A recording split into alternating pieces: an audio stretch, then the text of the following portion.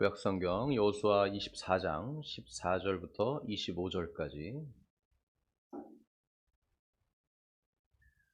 제가 봉독하겠습니다. 그러니 여러분은 이제 야훼를 경외하며 일편단심으로 그를 섬기시오. 여러분의 조상들이 유프라테스 강 건너편에서도 섬겼고 에집트에서도 섬겼던 다른 신들을 버리고 야훼를 섬기시오. 만일 야훼를 섬기고 싶지 않거든 누구를 섬길 것인지 여러분이 오늘 택하시오. 유프라테스 강 건너편에서 여러분의 조상들이 섬기던 신을 택하든지 여러분이 들어와서 살고 있는 이 땅 아모리의 신을 택하든지 결정하시오. 그러나 나와 내 집은 야훼를 섬기겠소. 백성들이 대답하였다. 우리가 야훼를 저버리고 다른 신들을 섬기다니 될 법이나 한 말입니까?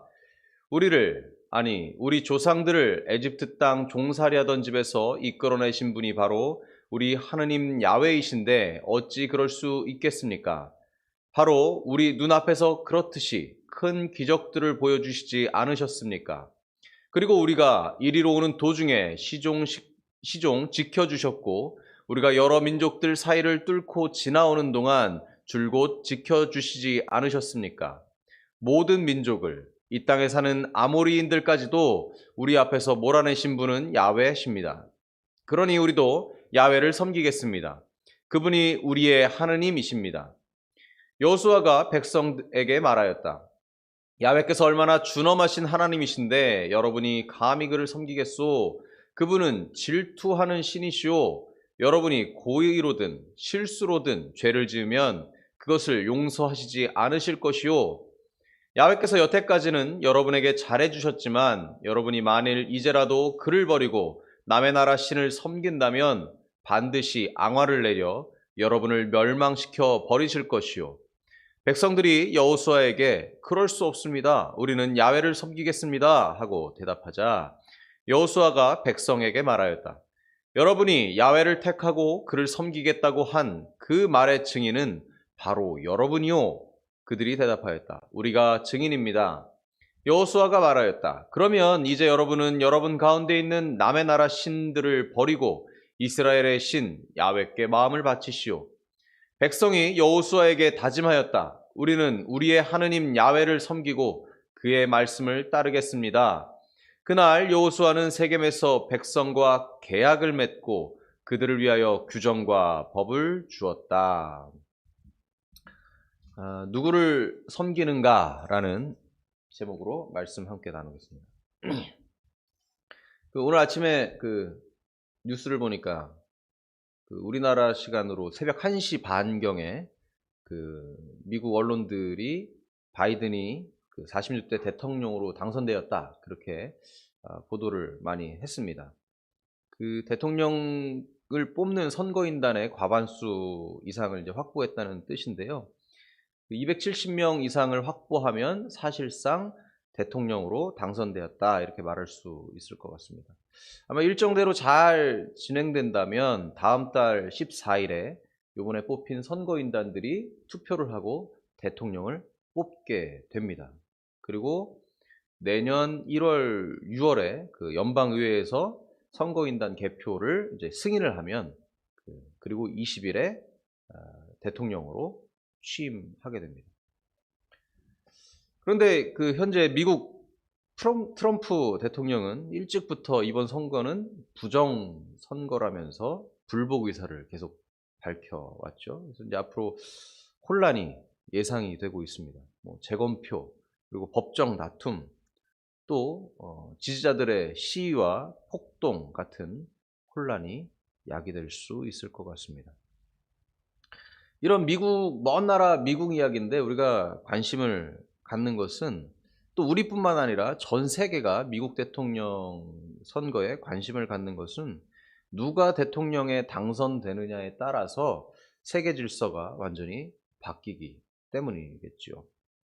사실상 전 세계의 외교, 정치, 경제 이 모든 것을 장악하고 있는 것이 바로 미국, 제국입니다. 미국의 의지에 따라서 한 나라를 완전히 쑥대밭 만드는 것은 어려운 일이 아닙니다.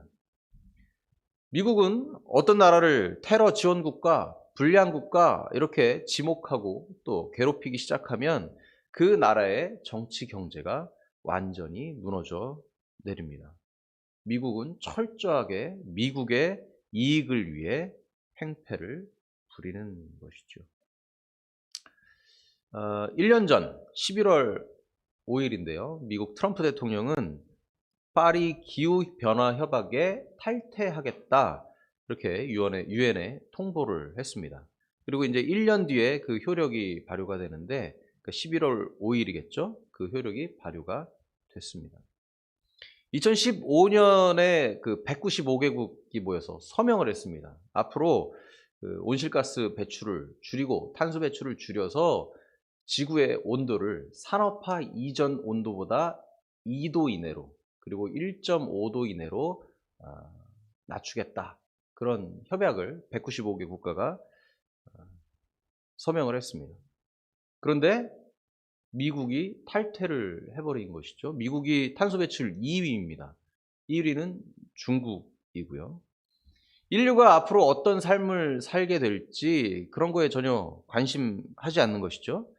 우리만 잘 살아보겠다. 미국만 잘 살아보겠다. 그런 심산입니다. 지금 우리는 기후온난화로 인해서 기후위기 시대를 살고 있습니다. 기후위기로 인해서 폭우가 내리고 혹한과 폭염을 겪고 있고 또한 질병이 늘어나고 있습니다. 또 기후변화로 인해서 식량 생산에 큰 영향을 미치게 될 것입니다. 이 지구온난화에 제대로 대처하지 못한다면 인류는 이전의 삶을 다시 회복하지 못하게 될 것입니다. 우리가 코로나19로 인해서 예전의 삶을 못 살고 있다 그러면서 굉장히 힘들어하고 있는데요. 아마 이 코로나19로 인한 고통은 기후변화의 예행연습 정도 되지 않을까 생각이 됩니다. 미국이 세계에 행패를 부릴 수 있는 것은 군사적으로 또 경제적으로 힘이 있기 때문입니다. 국제사회에서 그 제국의 행패를 벌이는 것은 이 미국뿐만은 아닙니다. 중국, 러시아, 유럽, 힘 있는 나라들은 다른 나라의 민중들을 착취하고 그 나라를 엉망으로 만들고 있습니다. 근데 우리나라라고 다를 것이냐? 그렇지가 않습니다. 우리나라도 다르지 않습니다. 2018년에 라오스에 그 댐이 하나가 붕괴가 됐습니다. 그 세피안 세남노이 수력발전소인데요. 이 그 수력발전소 건설을 그 SK건설이 시공을 하고 있었습니다. 근데 이 댐이 넘치면서 혹은 무너지면서 물난리가 났는데 올해 최근에 라오스 정부와 이 SK건설하고 합의를 했습니다. 보상 합의를 했는데 그 합의금이 얼마냐 하면 1,094억 원입니다. 1,094억 원. 근데 이 중에서 인프라 막 도로 깔고 이런 인프라 금액을 빼면 629억 원이 그 보상금으로 이제 지급되게 될 것입니다. 라오스 정부가 확인한 피해자는 그 사망이 71명이고요. 실종자가 131명, 이재민이 7천여 명이다. 이렇게 얘기를 하는데 현지에서 하는 얘기들은 실제로 몇 명이 죽었는지 몇 명이 수해를 입었는지 파악조차 할 수 없는 상황이다. 그렇게 얘기하고 있습니다. 이 629억 원으로 그 수많은 피해를 다 보상하기에는 너무 작은 금액이라는 것이죠. 댐 붕괴 사고로 이재민과 유가족들의 고통을 생각하기보다는 기업의 이미지, 권력자들의 이속을 먼저 챙기는 것입니다. 우리나라도 역시 마찬가지인 것이죠. 기후 위기이든 재난이든 어떤 일이 발생했을 때 가장 어려움을 겪는 사람들은 그 땅의 민중들입니다. 가난하고 힘없고 무지한 사람들입니다. 권력이 있고 힘 있는 사람들은 위기 가운데서 오히려 자신의 부를 늘리고 지배력을 높입니다. 오늘 본문은 여호수아가 이스라엘 백성에게 전해주는 유언입니다. 이스라엘 백성들은 이집트에서 탈출하고 40년 동안 광야 생활을 하게 되죠. 그리고 가나안 땅으로 들어옵니다. 그리고 가나안 민족들을 하나하나 몰아내면서 그 땅을 차지합니다. 그 땅에서 정착하는데 이제 유목민의 삶, 광야에서의 그 유목민의 삶에서 이제는 농경민으로 농사를 지으면서 살게 되는, 정착을 하게 되는 것이죠. 이제 부가 쌓이기 시작하는 그런 시점입니다. 광야 생활에서는 누가 더 많이 가졌고 누가 더 적게 가졌고 이런 것이 없었습니다. 그런데 정착해서 살게 되면 이 부가 한 곳에 쌓이기 시작하는 것이죠. 이제 여호수아는 이스라엘 지파 장로들, 원로들 다 모이라고 합니다. 그리고 그들을 향해서 이 말씀을 전하는 것이죠. 많은 성도님들이 이 구약 성경을 읽는데 굉장히 어려워 하시는데요. 그 이유를 보면 이 특히 모세오경을 보면 이야기가 계속 반복되는 이야기들. 분명히 이거 읽었던 것 같은데 또 나오고, 그리고 또 지나가면 그 얘기가 또 나오고, 그래서 이게 뭐지? 그러면서 막 되게 헷갈리는 경우들이 많이 있습니다. 특히 그 법전이 들어있는 레위기, 민수기, 신명기 이쪽 부분은 아주 법 얘기와 그 반복되는 이야기 때문에 힘들어하십니다. 그리고 또 읽다 보면 이게 무슨 내용이지? 뭘 얘기하는 거지? 잘 이해하기 어렵죠. 그리고 또 구약성서를 읽기가 어려운 것 중에 하나는 지금 우리가 살고 있는 시대와 너무나 다르다는 것입니다. 예를 들면 이스라엘 민족이, 오늘 본문인데요, 이스라엘 민족이 가나안 땅으로 들어가는데 그 땅에 있는 백성들을 다 몰아내라, 헤렘이라고 하는데 다 죽여라, 진멸하라, 이런 표현들이 나옵니다.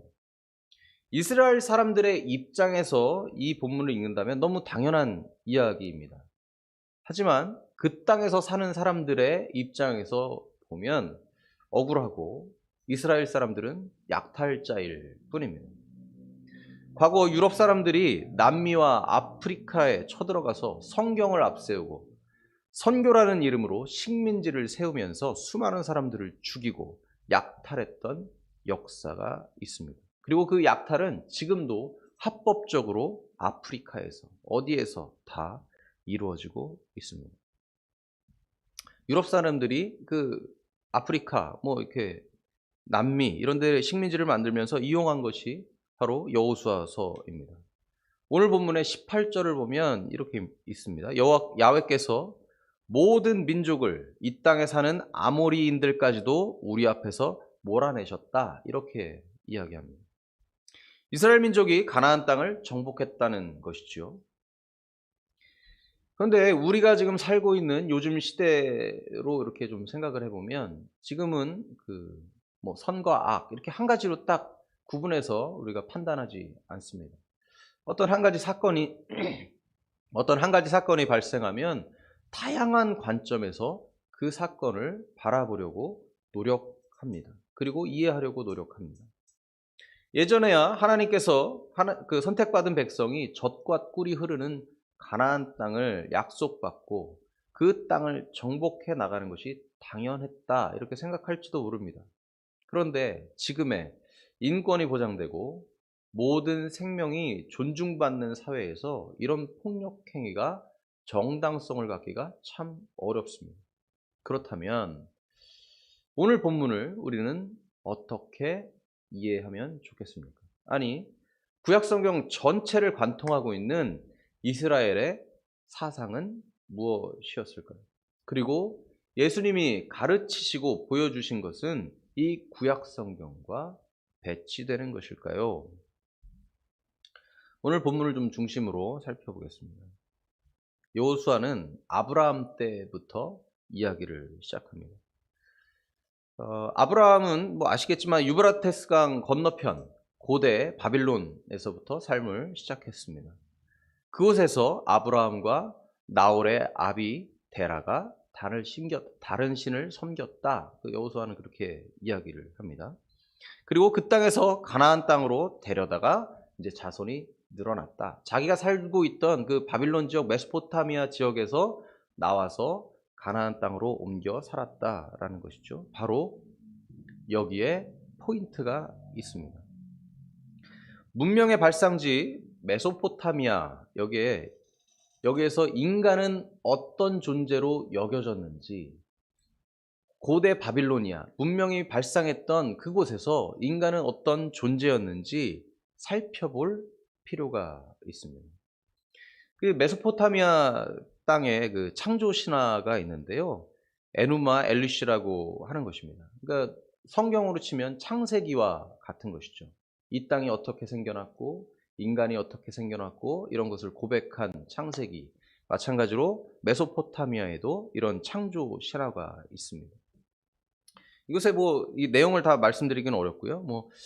아누, 에아, 엘린, 마르둑, 욤 이런 다양한 신적 존재들 그리고 신들이 굉장히 많이 나옵니다. 이것들은 뭐냐면 이 메소포타미아 지역에 살고 있던 사람들의 삶의 이야기입니다. 정착해서 강에 물이 흐르고 농사를 짓고, 농사를 지으면 물이 필요한데 이 물이 넘쳐나고 폭풍이 일어나고 막 이런 상황 속에서 이런 것들을 다 신화적 요소들로 표현한 것입니다. 농사가 발전하면서 대규모 농사에 이제 필요한 물을 끌어들이는 시설들을 이제 만들기 시작했습니다. 또 지구라트라고 하는 것을 들어보셨는지 모르겠는데 이 가로, 세로 이 91m, 높이도 91m나 되는 굉장히 높은 탑 같은 것이 있습니다. 성경에는 이제 바벨탑 이야기인 거죠. 이런 것들이 있었는데 이런 거를 만들려면 어떠했겠습니까? 노동력이 많이 필요했습니다. 근데 노동력이 필요하다는 건, 대규모 노동력이 필요하다는 건 뭐냐면 조직적인 체계가 잡혀 있어야 한다는 것입니다. 조직적인 체계라고 하는 것은 계급이 존재했다는 것이죠. 그래서 일반 민중들은 노동력을 제공하는 노예와 같은 그런 계급이었을 뿐입니다. 그리고 신들과 왕 같은 이런 통치자에게 영광을 돌리기 위해서 재물을 바치고 자신의 노동력을 바치는 그러한 삶이 이어졌다는 것이죠. 강의 범람을 막기 위해서 이 통치자들이 분노하지 않도록 해야 했습니다. 그리고 또 이 강 주변에 다양한 부족 국가들이 계속 생겨났는데 이 강한 군사력을 만들고 이 물리치면서 제국의 질서를 만들었습니다. 그리고 이런 메소포타미아 문명 이야기들이 신들의 이름으로 신화가 만들어진 것이죠. 근데 이 신화가 매년 연초에 드라마로 이렇게 막 사람들 앞에서 재현됩니다. 이게 뭐냐면 민중들에게 너희들은 노예야. 신들에게, 왕들에게 복종해야만 하는 노예야 라는 것을 세뇌시키는 것입니다. 참고로 창세기 같은 경우는 왕만이 하나님으로부터 지어진 그런 존재가 아니라 모든 인간이 하나님의 형상을 가지고 태어난다, 만들어졌다, 창조됐다라고 하는 선언입니다. 아브라함은 그런 메소포타미아의 그 땅에서 하나님의 음성을 듣고 이런 계급화되고 인간이 인간으로 존중받지 못한 사회에서 나오게 되는 것입니다. 본토 친척 아비집을 떠나서 가나안 땅으로 이주합니다. 아브라함으로 시작된 부족은 이집트로 이주하여서 생활을 하게 되죠. 요셉을 마지막으로. 그러다가 결국엔 그 백성들이 노예로 만들어지게 됩니다. 성경의 표현에 의하면 요셉을 알지 못하는 왕이 생기면서 착취가 시작되었다, 이렇게 이야기를 하죠. 이스라엘 백성들은 신음하고 고통합니다. 그리고 하나님은 그 음성을 들으셨죠. 그리고 모세를 통해서 그 이브리 민족을 구해내십니다. 이 출애굽 사건, 이집트에서부터 나오는 사건부터 실제적으로 이스라엘의 역사가 시작되는 것입니다.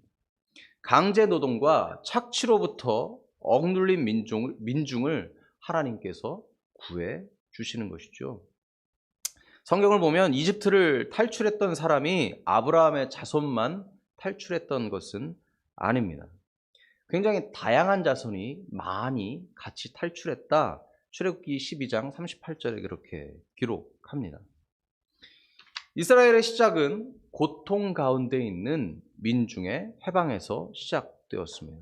특별히 아브라함의 자손만을 사랑하셔서 그들만을 구해주신 것이 아닙니다. 고통하고 신음하고 있는 민중의 손을 잡아 이끌어 주십니다. 이브리 민족이 이 광야 생활을 마치고 가나안 땅으로 이제 들어가죠. 그리고 그곳에 이미 정착해 사는 도시국가들을 성으로 이렇게 둘러싸인 도시국가들을 상대하게 됩니다. 근데 중요한 거는 여기 도시국가 안에도 통치자들이 착취를 하고 있었다는 것이죠. 여호수아 2장을 보면 라합이라는 그 여인이 나옵니다.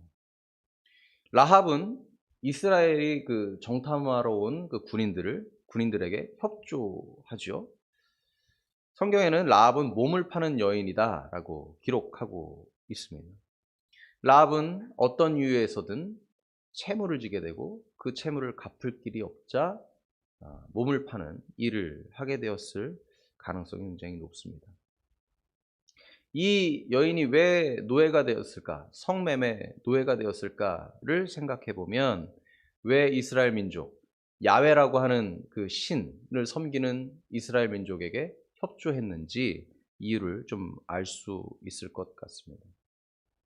학자들은 이 이브리 민족이 가나안 땅에 어떻게 정착했는지 한 4가지 정도 이렇게 부류로 나뉩니다.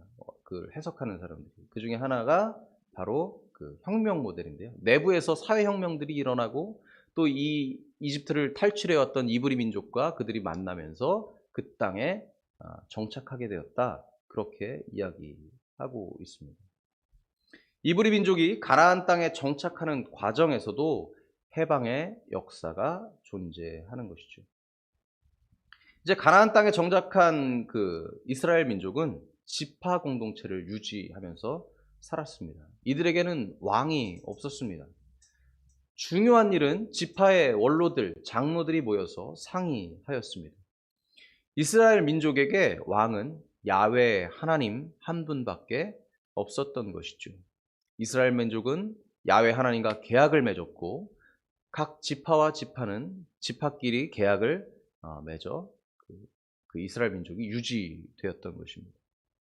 철저하게 그 중앙 집권적인 그 권력으로부터 벗어나 있는, 독립되어 있는 그런 민족의 역사를 이어갔습니다. 구약을 보면 이스라엘 민족들은 끊임없이 이집트에서 구원해내 주신 하나님을 생각해라, 야훼 하나님을 생각해라, 끊임없이 그 일을 기억해라, 그렇게 이야기합니다. 철저하게 지파별 집단 공동체였죠. 사무엘 때 이르러서 이스라엘 백성들은 왕을 요구하죠. 근데 야훼께서는 그 중앙 집권, 권력, 왕을 세우는 걸 거부하셨습니다. 이런 사무엘상 8장 7절 보면 이런 게 있어요. 나를 왕으로 모시기 싫어서 나를 배척하는 것이다. 이렇게 사무엘을 통해서 이야기하십니다. 이스라엘 백성의 행동에 비판하신 거죠.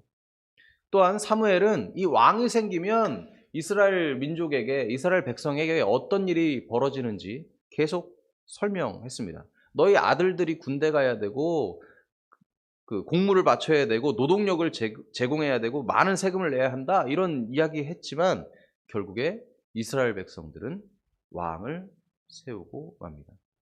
아마 주변 국가들의 위협과 정착 생활로 인한 부가 쌓이면서 어떤 권력이 집중화되는 것을 막지 못했을 것입니다.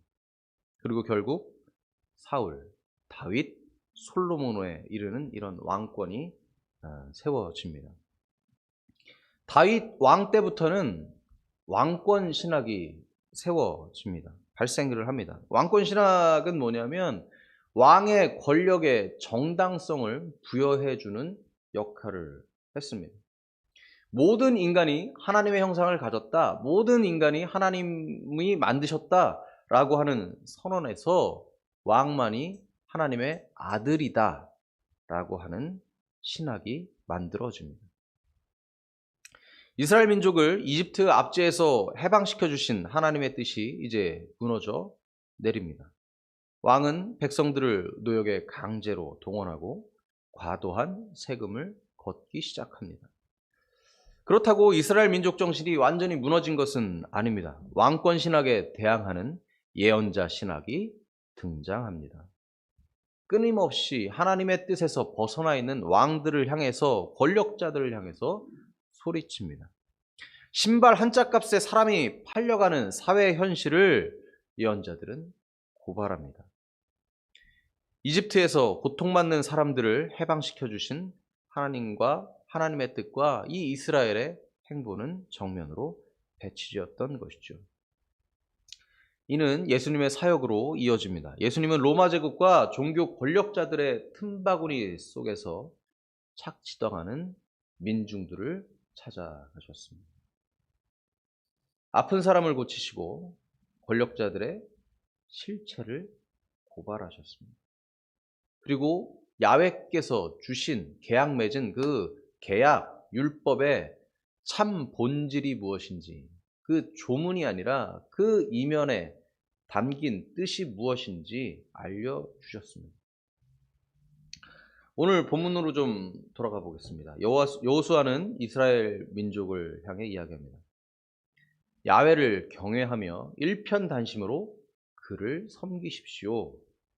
유프라테스강 건너편 이집트에서 섬겼던 다른 신들을 버리라, 이렇게 말합니다. 그리고 선택하라. 해방의 신 야훼를 섬길 것인지 권력자들의 신을 섬길 것인지 선택하라는 것입니다. 이스라엘 백성은 응답합니다. 우리 조상들을 이집트 땅 종살이하던 집에서 이끌어내신 분이 바로 우리 하느님 야훼이신데 어찌 그럴 수 있겠습니까? 여호수아는 이스라엘 백성들과 계약을 맺고 규정과 법을 주었습니다. 이스라엘은 계약 공동체입니다. 야훼 하나님과 이스라엘과의 계약 내용입니다. 그리고 십계명을 보면 그 앞부분은 하나님과 이스라엘 민족 간의 그 계약이죠. 그리고 뒷부분은 사람과 사람 간의 계약 관계를 말합니다. 그런데 이 십계명은 아주 일상적이어서 법이라고 얘기하기 좀 이상하지요. 법 이상의 것이기 때문입니다. 이스라엘 민족의 정신을 담고 있는 것이죠. 이스라엘 민족이 어떻게 살아야 할 것인지 그 정신을 담고 있습니다. 이스라엘 가족들, 이스라엘 사람들 간의 착취적인 사회, 경제적인 관계를 금지하는 것입니다. 다른 사람의 것을 탐내거나 훔쳐서는 안 되고 다른 사람들을 속이거나 죽여서도 안 됩니다. 바로 사람들의 생명과 재산을 보호하는 내용이 담겨져 있습니다. 우리는 살면서 나보다 강한 사람, 강한 권력을 가진 사람들의 보호를 받고 싶어 합니다. 그래서 때로는 강한 권력 아래에 있고 싶어 부정을 저지르기도 합니다. 미국의 줄을 잘 서고 미국에 충성하면 안보가 튼튼해지고 경제가 부유해질 거라는 생각을 가질 수도 있습니다. 하지만 그것은 환상에 불과합니다. 이스라엘의 역사에서 살펴볼 수 있고 또 우리의 역사에서도 살펴볼 수가 있습니다. 철저하게 강자는 자신만을 위한 삶을 살 뿐입니다. 우리의 삶이 누구를 향해 있는지 좀 살펴볼 필요가 있습니다. 강한 권력자 밑에 있으면 그 권력자의 말을 따를 수밖에 없습니다. 하지만 하나님이 우리에게 원하시는 것은 해방과 자유이며 생명과 평화입니다. 우리가 예수님이 보여주신 하나님의 뜻을 그대로 실현해 나가는 것은 쉬운 길이 아닙니다. 오히려 강한 권력자 밑에 있는 것이 훨씬 편할지도 모릅니다. 그러나 그것은 하나님의 뜻이 아닙니다. 우리 스스로가 깨어나야 합니다. 우리의 삶을 누군가의 손에 던져놓기보다는 옆 사람의 손을 잡고 생명과 평화, 자유와 해방으로 채우며 살아가시는 저와 여러분이 되시기를 축원드립니다.